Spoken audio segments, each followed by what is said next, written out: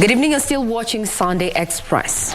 Now, the Interfaith Council of Kenya is now calling on President William Ruto and Azimo, Umoja One Kenya coalition leader Raila Odinga to cease grandstanding and give dialogue a chance. The religious leaders say that the problems facing the country require a sober approach by all leaders in the interest of the country.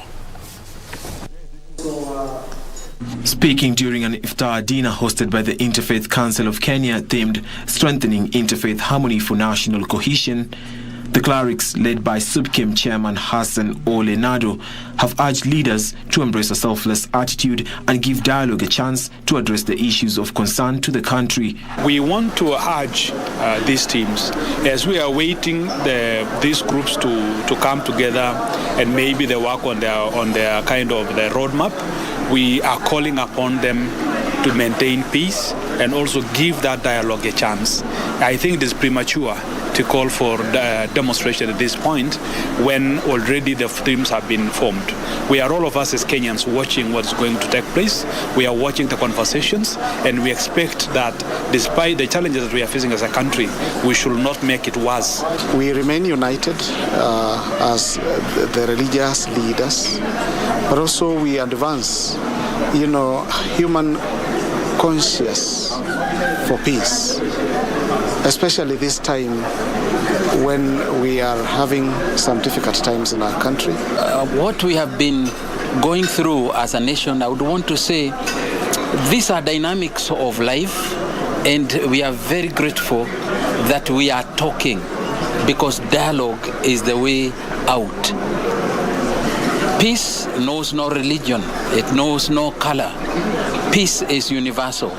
And so my plea to everyone, all of us, this is a collective adventure, that the gains that we have had in this nation are so big that we cannot let down our guard, we cannot leave our watchtower.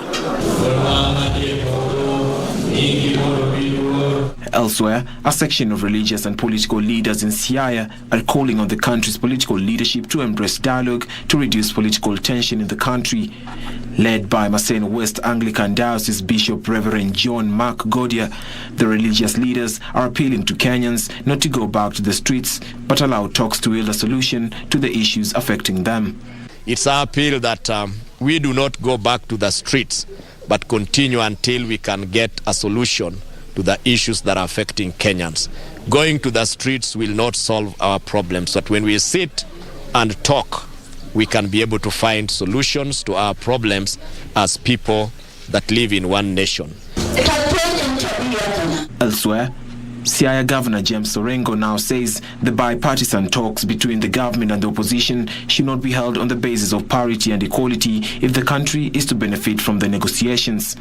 Orengo said that the government team must not approach the negotiating table with a feeling of supremacy, saying this will have a negative outcome. And there must be a face of women and people who are living with disability.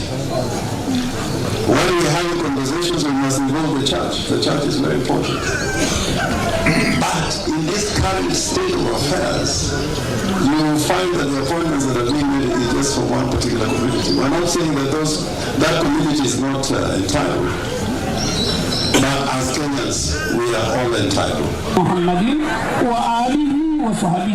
Finally, a war of words ensued on between Azimo Umoja One Kenya leaders and the Kenya Kwanza during a rally in Kilifi County, with a nominee of the bipartisan committee, Amina Mnyazi, firing at the Kenya Kwanza government to accept positive criticism from the opposition.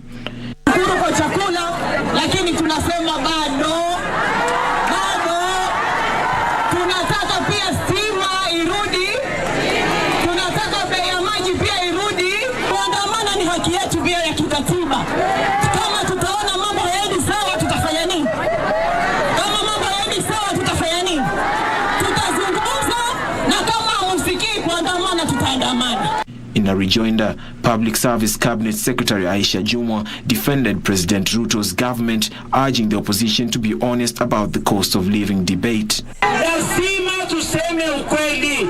Aliyepandisha unga na maisha kuwa magumu ni Raila na Uhuru Kenyatta.